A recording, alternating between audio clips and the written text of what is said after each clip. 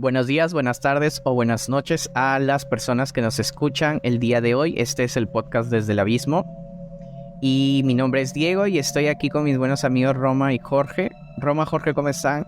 Hola Diego, hola Jorge. Bien, todo bien. Aquí ansiosa por, por este nuevo tema que me parece que lo dejamos pendiente del último episodio, así que esperemos que también los que nos escuchan estén interesados. Exacto, creo que el último capítulo conversamos un poco sobre este tema y nos dejó picado y con mucho interés por adentrarnos un poco más. Entonces, creo que estuvo muy chévere que hayamos propuesto esto y seguramente las historias van a estar muy interesantes. Como ya bien dicen Roma y Jorge, el tema de hoy es el exorcismo. En el episodio pasado estuvimos hablando un poco de las cosas paranormales en las películas y nos desviamos un poquito con lo de los exorcismos, que la verdad valía la pena porque tuvimos unas intervenciones bastante interesantes. Entonces decidimos justo por este episodio hablar de ese tema. Como ya saben, bueno, los exorcismos mayormente los conocemos por parte de la Iglesia Católica, que es como una especie de rito en donde el sacerdote trata de expulsar al demonio de la persona poseída. Y bueno, esa persona poseída tiene ciertos episodios, ciertas situaciones que no son normales, como por ejemplo hablar en otros idiomas, o de repente retorcerse de formas extrañas, o tener fiebres muy altas, cosas así que llaman la atención porque en principio no tienen como una explicación muy lógica o alguna causa evidente a esto. Entonces se cree que puede ser puede ser una posesión. Entonces, bueno, luego se llama a un sacerdote que en principio no es cualquier sacerdote. Los sacerdotes exorcistas creo que vienen del Vaticano exclusivamente. Entonces, pero tiene que el obispo de tu país, creo, algo así, el cardenal, tiene que pedir al Vaticano para que envíen a uno y el Vaticano tiene que revisar la situación, ver todo y recién decidir si realmente hay evidencia suficiente para decir que es una posesión demoníaca y en base a eso enviar a un exorcista, ¿no? Pero bueno, eso es básicamente lo que es un exorcismo, la expulsión de un demonio de una persona que se cree que está poseída mediante un sacerdote. Como digo, lo que sabemos hasta ahora es de que es más por la Iglesia Católica, pero muy probablemente en otras religiones haya también exorcismos por otras personas, ¿no? En estas religiones. No estoy muy seguro ahorita las personas que los hacen, o sea, en la Iglesia Católica son los sacerdotes, pero de repente en otras religiones son otras personas. Pero bueno, como ya les hemos comentado, ese es el tema y yo quisiera empezar con un caso emblemático y creo que es lo primero que uno encuentra cuando se pone a averiguar sobre los exorcismos aquí en Perú, que es un caso muy conocido, que fue el de las monjas del convento de Santa Clara en Trujillo, en el norte del país. Y bueno, esto fue ya hace bastantes años, en el año 1674, en donde se le envió una carta al Tribunal del Santo Oficio de la Inquisición de esos tiempos, que ahora ya no existe, pero bueno, en donde se les pedía ayuda porque a muchas monjas de ese convento estaban como que tenían situaciones paranormales un poco difíciles de explicar, que eran pesadillas, empezaban a hablar incoherencias, todos los síntomas que uno podría atribuirle a una posesión. Y estaban dándose eventos paranormales además en el mismo convento, entonces se creía que estas monjas estaban poseídas. Y lo que alarmaba un poco, y es lo emblemático un poco de este caso, es de que eran varias monjas, o sea, no eran una o dos, sino eran 23 o 20, entre 23 y 26 monjas las que se creía que estaban poseídas. Y eso obviamente pues cuando se dio a conocer esa noticia en la ciudad, obviamente generó demasiado miedo entre la gente, ¿no? Entonces decían, oh, unas monjas endemoniadas, ¿qué ha pasado? De repente es brujería o algo, ¿no? Y bueno, empezaron en el mismo convento a tratar de calmar la situación mediante penitencias, procesiones. La gente del mismo pueblo apoyaba, ¿no? Pero, en fin, enviaron esto al Tribunal de Santo Oficio de la Inquisición. Y bueno, las confesiones que se recogen de ese tiempo es que había un padre que se llamaba el padre Francisco del Risco, que era el que las confesaba, estas supuestas monjas poseídas. Y él comenta que sí, se percibían cosas extrañas. Algunas, como las monjas decían que veían cosas, veían como apariciones, veían como que el demonio las seducía al pecado. Tenían bastantes pesadillas y cosas así, ¿no? Y además sentían mucho dolor. Pero ellas, bueno, fiel creyentes a su religión, lo tomaban como una prueba de Dios, ¿no? A su fe. Entonces era como que ellas decían que mientras más fuerte era el dolor, era como más satisfactorio, en el sentido de que con eso podían redimirse, situaciones así que, bueno, es bastante común en los católicos. Entonces,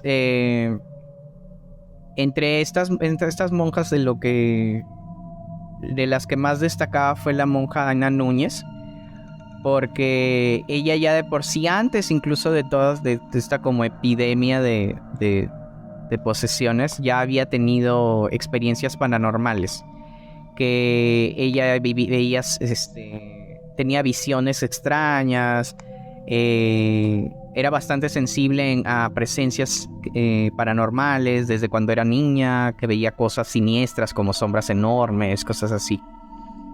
Y esto justamente coincidía también con lo que veían las demás monjas, que eran sombras grandes, figuras enormes, como lascivas o seductoras. Esto, como les mencionaba, de que como que las trataban de llamar al pecado. Y bueno, todo esto lo atribuían algunas personas a que antes de que salga con esta epidemia de las monjas, había ido un curandero al convento a tratar de curar a una de las monjas. Un poco extraño, no sé por qué, en qué contexto se podría haber dado esa situación de que hayan llamado a un curandero a un convento, un poco como contraproducente, no sé. Pero una contradicción, no lo sé, pero bueno, se decía que había llegado un curandero para apoyar a una monja que estaba mal, y se decía que quizás el curandero había dejado alguna especie de maldición. Y otra sospecha que decían en ese tiempo era de que había habido una monja que se había hecho monja, una novicia, pero no por convicción, ¿no? Sino porque había lanzado una maldición a la iglesia y a la gente del convento, porque ellos detestaban a la iglesia porque acusaron a su madre de bruja y la mataron, pues, ¿no? Entonces ella en venganza decidió hacerse pasar de monja, y en el convento lanzó una maldición. Entonces decían que podía hacer eso. Pero bueno, ese es en sí el caso. No se sabe si realmente ha sido real una posesión, pero es lo que se cree hasta ahora de ese lugar. Muy, muy probablemente, que creo que lo discutíamos también la vez pasada, de que podría haber sido otra cosa, ¿no?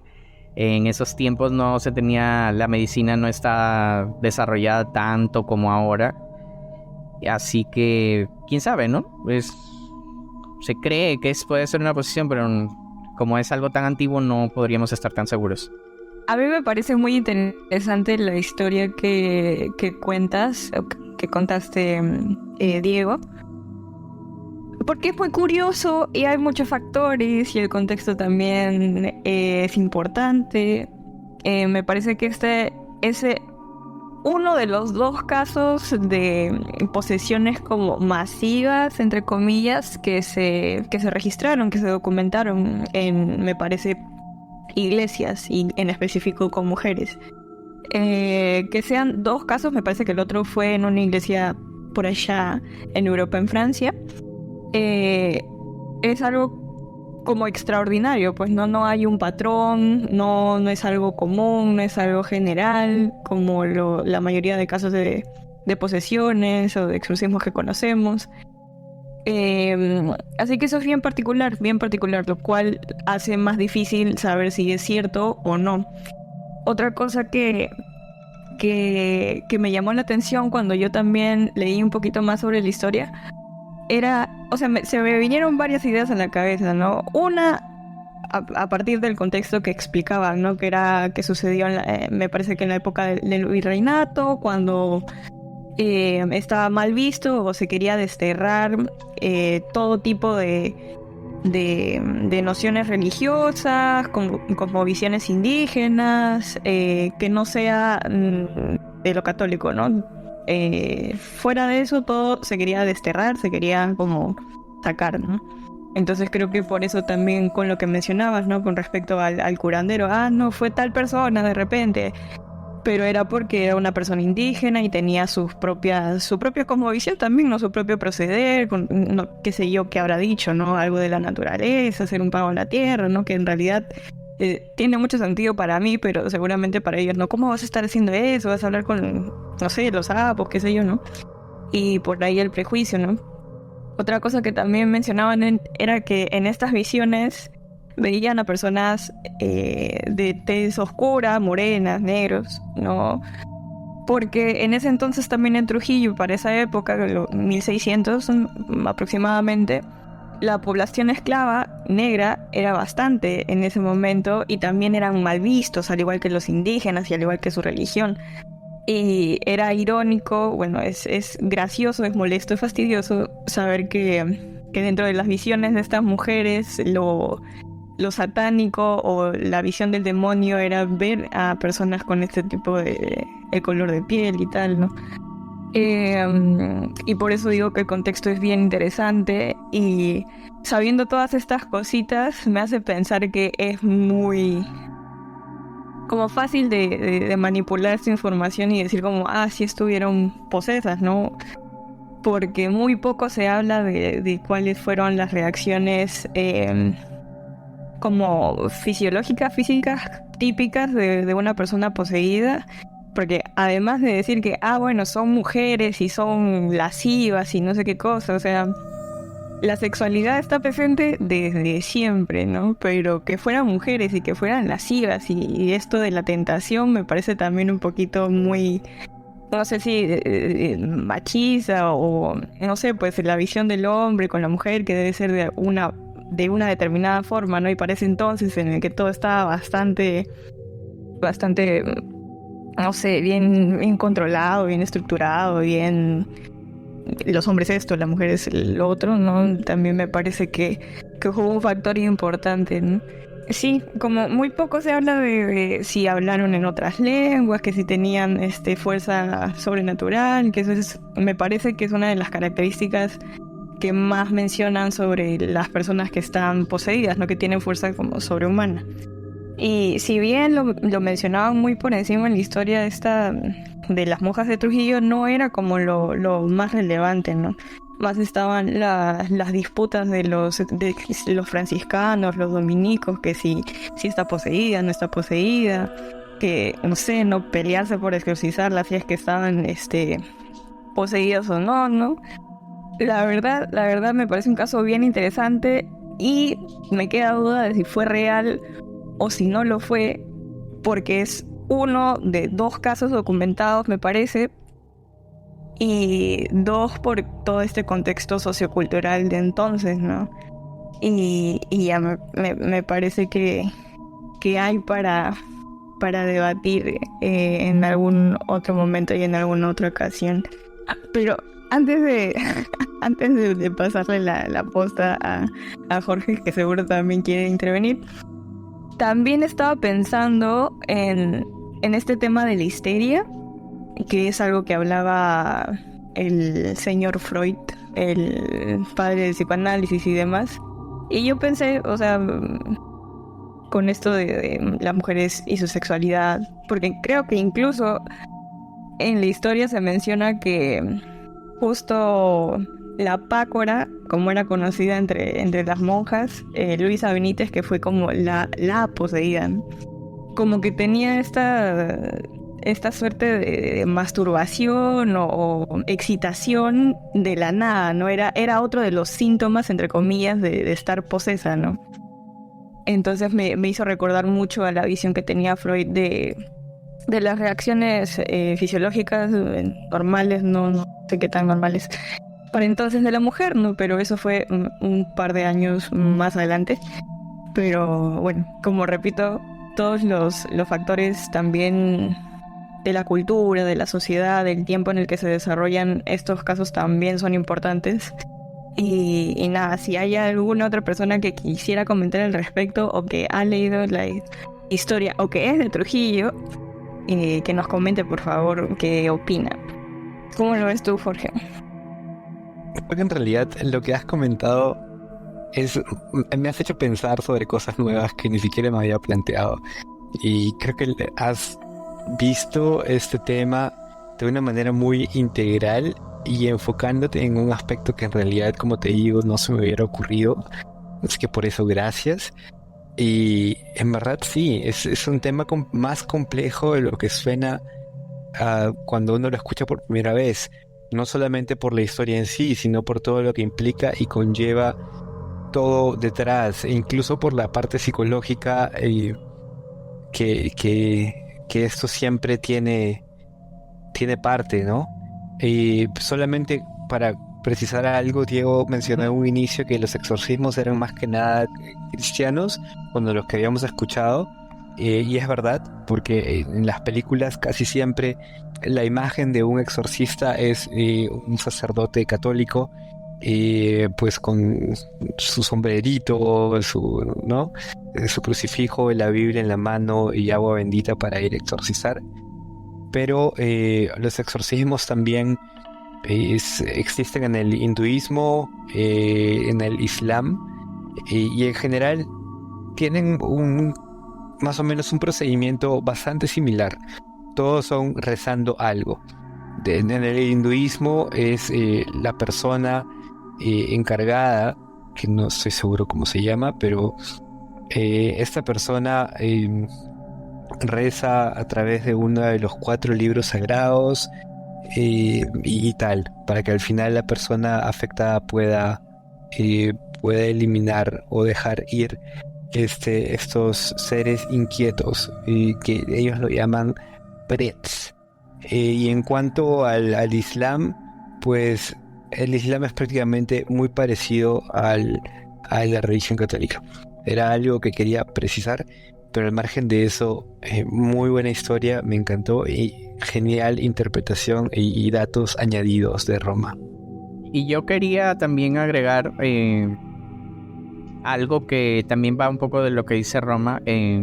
Bueno, primero, algo que quería también contar es que creo que, o sea, ya saliendo un poco de Perú, en los exorcismos más llamativos que justo estuve buscando antes del episodio, es lo que ya contó Jorge en el episodio anterior, que lo recomiendo que lo vean, sobre el caso de Anneliese, con lo que era la historia basada, o sea, la historia real que se basó en la película del exorcismo de Emily Rose.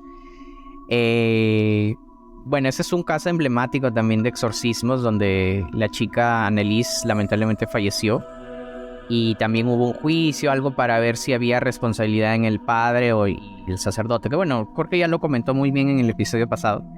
Pero bueno, es lo que quería ir un poco, es que estaba viendo que casi siempre, no siempre, pero casi siempre se da como en jóvenes de 16, 14 años, porque también luego estaba viendo de una chica que se llama Clara Germana Cele, no sé si lo estoy diciendo bien, que también de 16 años, cristiana, en Sudáfrica.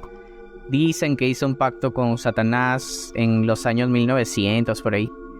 Y también se empezó a tener cosas, hablaba en otras lenguas y rechazaba objetos religiosos. Y lo que sí era un poco llamativo es de que tenía conocimiento de cosas o historias que supuestamente ya no debería saber, o en principio no no había razón lógica para que ella lo sepa. Eso sí era un poco extraño. Pero bueno, también la sometieron a un exorcismo y empezó a tener situaciones, o sea, como actuaciones radicales, ¿no? Otro también caso que fue el del que también la historia real. Esto yo no lo sabía realmente. Yo no sabía que El Exorcista era basado en una historia real. Yo pensé que solo era una película. Pero sí, era basada en una historia real que fue de Robbie Mayheim, que era un niño. Bueno, en la película Exorcista era una niña que quiso contactar con su tía fallecida por en los años 1940 por ahí, utilizando la Ouija. Y a partir de ahí empezó a tener situaciones raras, ¿no? Como en la película del Exorcista. Ahí luego ya llaman a un exorcista y bueno, en la película del Exorcista creo que fueron 2 sesiones, no recuerdo bien. Pero en la vida real fueron 30. Pero al final lograron salvar a la niña, ¿no? Pero a lo que iba, también lo que Roma tocó una parte muy importante, que es en los exorcismos. Muchas veces creo que la gente ha pecado de dejarse llevar por lo paranormal y no tratar de verle situaciones que puedan ser una enfermedad mental, no que el demonio lo está haciendo, porque por ejemplo veía algunos casos de asesinos que en los juicios los abogados trataban de hacer pasar como para que no lo metan preso a sus clientes de que estaban poseídos por el demonio, ¿no? Entonces ya eso es como que un poco ya jalado en los pelos. Y otra es que también hay situaciones como la esquizofrenia o el síndrome de Tourette que pueden explicar esas reacciones de las personas, ¿no? Entonces no necesariamente es un demonio. Deben haber situaciones que sí, o sea, yo tampoco no puedo cerrarme, ¿no? A que no hayan situaciones que sí no tengan explicación, pero sí, creo que antes, ahora ya no, pero antes sí era muy fácil decir que era un exorcismo y decir que era el demonio y ahora ya con lo que conocemos, de repente no era eso, no era una excusa más y de repente era algo más mental. Eso era más que todo lo que quería decir. Sí, justo con lo que mencionas, ¿no? De esto de no saber si es algo psiquiátrico, psicológico o no. O además, quién sabe, de un caso psiquiátrico, además también está poseída o poseído esta persona, pues es una definición bastante compleja, supongo. Y en línea con eso, también quería comentarles un poquito de la visita hace unos años atrás, allá por el 2012, acá en Lima, del padre José Antonio Fortea. Yo no sabía quién era esta persona, pero este padre, de hecho, es como el principal exorcista de España. Por ahí si hay alguien de los Europas que nos escuche, probablemente lo conozca o no, pero nos comenta también. Y de hecho estuvo este año que les menciono, 2012, en marzo, como en una visita. Me parece que también estaba exponiendo en un libro un caso de un exorcismo que tuvo, que es el caso de Marta. Marta igual es un seudónimo, no es el nombre real de la persona, de la joven también que estuvo en este caso.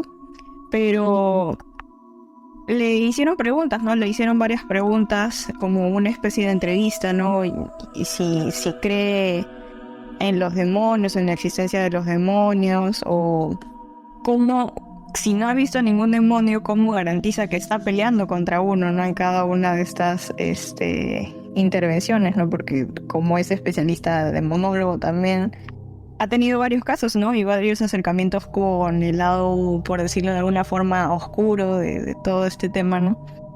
Pero él, en su convicción, ¿no? Menciona que de hecho hablar del exorcismo, o hablar de los demonios, o hablar de la posibilidad de las posesiones, es de hecho considerar que las personas cuentan con un espíritu, ¿no? Y ese espíritu puede transformarse o puede sufrir, por decirlo de alguna forma, de estas estas cosas no negativas, a pesar de que él no las ve ni nada por el estilo, ¿no? Pero está seguro de que hay más allá de una explicación, no sé, científica, ¿no? De lo que pueda suceder con estas personas.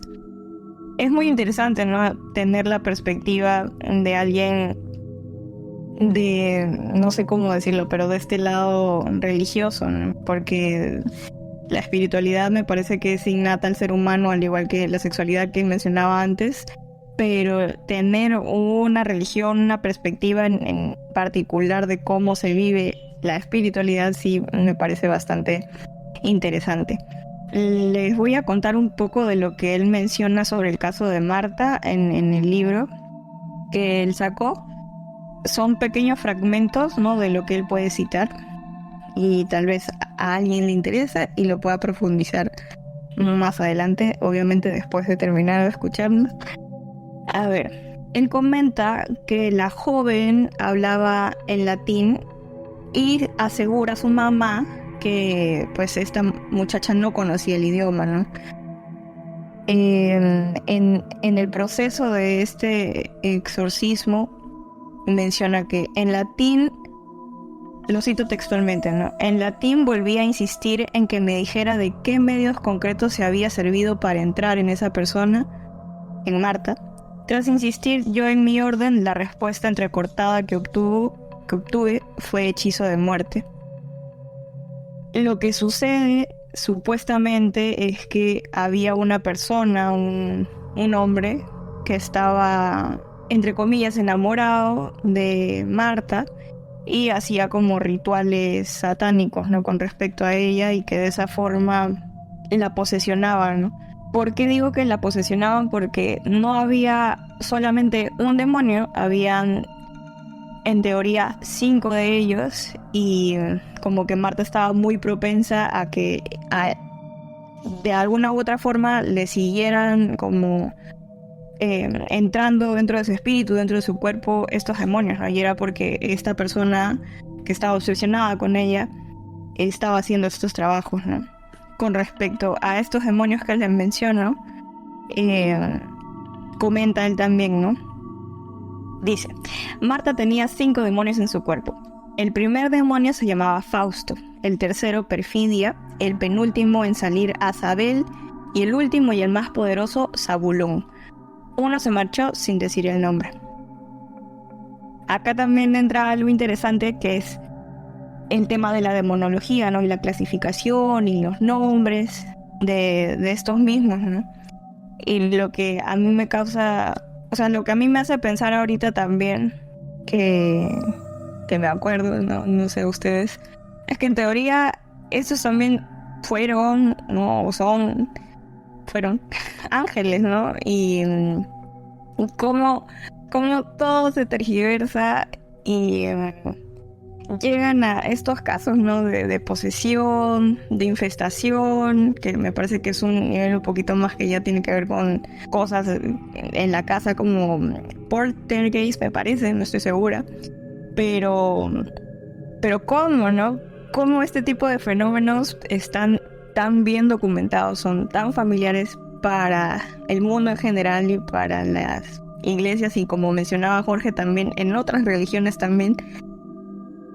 Pero realmente ese es un fenómeno espiritual. Realmente esto se puede como determinar como real. Yo creo que en cierta parte sí, ¿no? Porque como digo, ¿no?, la espiritualidad es innata al ser humano, pero también está el otro factor que justo mencionaba Diego al último, ¿no? Es una condición psicológica, es una condición psiquiátrica, que es justo también lo que menciona este padre famoso de exorcista en España, que incluso algunos de sus colegas como que no reprochan, ¿no?, pero observan de manera particular que incluso ellos mismos también pueden creer que algunos casos son en efecto casos psiquiátricos, ¿no? Y lo cual a sus ojos, a su perspectiva, pues no lo es, ¿no? Entonces ahí también se ve que aún perteneciendo a una misma religión y habiendo, no sé, ¿no?, formándose y estudiado lo mismo para ese tipo de intervenciones, no coinciden igual, ¿no? Porque igual son personas humanas, ¿no? Que se forman para hacer exorcismos, pero viven su fe de manera individual, ¿no? Viven su fe de manera particular. Y eso.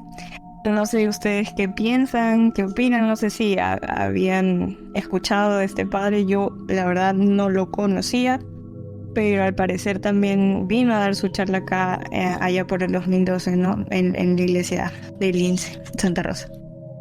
Es bastante interesante lo que comentaste, Roma. Yo sí había escuchado sobre ese sacerdote. No recuerdo en qué canal, si habrá sido en un podcast o en... No estoy seguro, pero creo que fue en un podcast de un youtuber español que lo escuché hablando algo de sus experiencias y todo. Me parece muy enriquecedor cómo él se enfoca y cómo él puede transmitir, porque creo que muy aparte de su trabajo, lo que hace muy bien es poder hacer entender a la gente precisamente qué es lo que él intenta hacer. Más que nada a la gente que no está tan cercana a la religión católica, el cual es su contexto totalmente. Y eso, me parece una muy buena historia y nada, eso, Diego, te paso. Sí, yo también estoy de acuerdo. Yo no había escuchado esa historia, la verdad, Roman, gracias. No, a mí lo que siempre me ha llamado la atención, que es también lo que comentas de esta historia, y es lo que usualmente se escucha en los casos de exorcismos, si es que lo son, no sabemos, pero lo que siempre me llama la atención es cuando pueden hablar en otros idiomas, ¿no? Y latín es el que usualmente escogen, pero también puede ser otros idiomas, ¿no? Entonces, raro, ¿no? Eso siempre yo he dicho, pero ¿cómo? Porque a menos de que haya tenido contacto con alguien que sepa, pero igual uno no aprende idioma así de la noche a la mañana, ¿no? Eso siempre me llamó la atención. Y otra es de que hay situaciones en exorcismos que también yo digo, ok, trato de verle la explicación lógica, pero no la encuentro. Que es cuando saben cosas que no... O sea, ¿de dónde, no? ¿De dónde las saben? Que una es como, por ejemplo, los idiomas, pero otras también como, por ejemplo, saben la vida de alguien. Y tú dices, ok, pero ¿cómo sabes tú eso, no? O de una situación en la que no han estado ahí y no se las han contado. Por ejemplo, de esa chica que hablaba de Clara Germana Cele, que no sé si lo estoy diciendo bien, de Sudáfrica, que hablaba, ¿no? De situaciones que ella no entendían cómo las conocía. Además de lo del idioma, ¿no? Que a mí eso es lo que siempre me llamaba muchísimo la atención.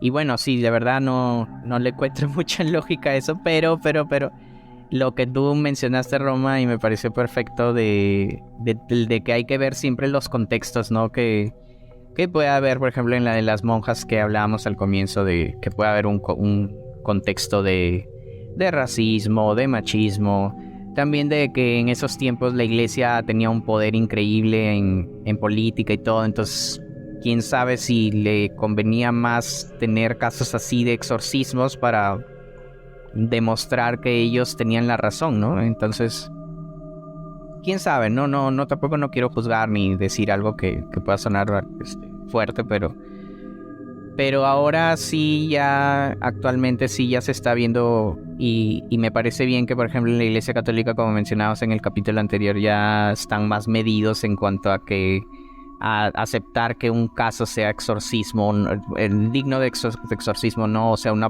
realmente posesión demoníaca, porque ahí el factor psiquiátrico, psicológico, como mencionaba Roma, pesa bastante. Entonces, ahora ya con todo el espectro de lo que sabemos de la mente y todo, puede hacer eso y quizás ya explique las situaciones anteriores. Pero no, sí, de verdad, muchas gracias, Roma. Yo de verdad no sabía de ese caso de ese sacerdote. Y bueno, creo que ya se nos está acabando un poco el tiempo. Quería antes de cerrar el episodio contar que bueno, siempre hacemos en la última parte, la última sección de lo que nos envían las personas, historias. Esta no la enviaron per se, digamos, no la enviaron en sí, pero me lo contó una amiga que nos sigue mucho en este podcast desde el comienzo. No voy a decir su nombre por anonimato, ya me pidió que me guarde no diga su identidad a todo. Pero ella vive en Lima. Tampoco no me quiso decir su dirección, pero bueno, ya. Ella vive en Lima. Y ella dice que desde ya hace un tiempo pasan cosas paranormales en su casa, de repente voces de niños, como que se siente pesado el ambiente, que creo que eso lo hemos hablado en otro episodio, que la gente sensible en esto, cuando entra a una casa embrujada o con espíritus que penan o algo así, se siente el ambiente pesado. Y ella dice que varias personas de amigos, conocidos que han ido a su casa, lo primero que dicen es que se siente pesada su casa, ¿no? Se siente el aire pesado.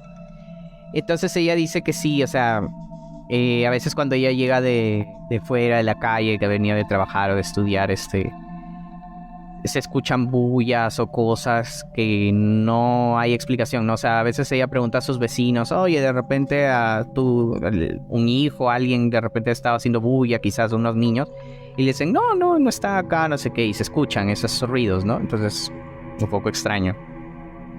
Y bueno, ella también me comentaba que a veces ella lo atribuye un poco a lo de... Bueno, ella lamentablemente su hermana falleció hace ya varios años. Entonces a veces ella lo atribuye a que es su hermana, porque a veces ella está sola en un cuarto y empieza, por ejemplo, un vaso de plástico empieza como que a hacer esos sonidos cuando el vaso de repente lo pones no recto en la mesa, sino que empieza como a girar un poquito y de ahí se endereza y ya se queda quieto. Ya ella dice que así de la nada le pasan esas cosas cuando está sola, ¿no? Pero ella dice que no le da mucho miedo y quizás ella lo atribuye porque bueno, tú ves eso y te mueres de miedo, ¿no? Pero ella lo atribuye a que no tiene miedo porque ella piensa que es como que su hermana que está diciéndole, oye, aquí estoy, ¿no? Como que la está cuidando, ¿no? Entonces, por eso ella dice que no tiene miedo. Pero sí pasan muchas cosas raras en su casa, como les digo, esto de los vasos que se mueven, o bulla donde no debería haber bulla, y cosas así, ¿no? Lo quería compartir porque ella me lo contó y además ella nos ha estado siguiendo desde el comienzo, que dice que le encanta mucho el podcast, le agradezco mucho. Y bueno, eso quería contarlo como en la sección de las historias que nos mandan. Sí, me parece que es la segunda o tercera vez que ya más personas se están animando a compartirnos sus historias. Y la verdad son bastante interesantes, ¿no? Y bastante cercanas. Y gracias también por transmitírnoslo, Diego. Ajá. Sí, tienes toda la razón. Ojalá más gente se vaya animando para compartir sus historias. En este mes vamos quería adelantar un poco que en este mes que viene vamos a tener ya algunas entrevistas con gente conocida. Si todo sale bien, con algunas experiencias de gente que es de nuestros conocidos, de nosotros tres, que van a estar interesantes. Aún no tenemos fecha, pero esperamos sea en este mes de diciembre. Y como de repente podemos decir que son como temáticas navideñas, porque estamos invitando familia, amigos, así. No sé, bueno, no es nada seguro, pero si sale va a ser algo bonito, van a ser episodios bonitos. Y nada, de verdad que les quería agradecer, chicos, muchas gracias por acompañarnos. Bueno, a la gente que nos escucha, Roma, Jorge, de verdad muchísimas gracias. Y las historias han estado muy buenas y creo que vamos a tener que regresar en algún momento también a este tema, porque los exorcismos, de verdad que hay demasiadas cosas que decir. Y bueno, nada, agradecerles mucho. Y a todos los que nos han escuchado de nuevo, que tengan un excelente día, buenos días, buenas tardes o buenas noches. Y cuídense mucho.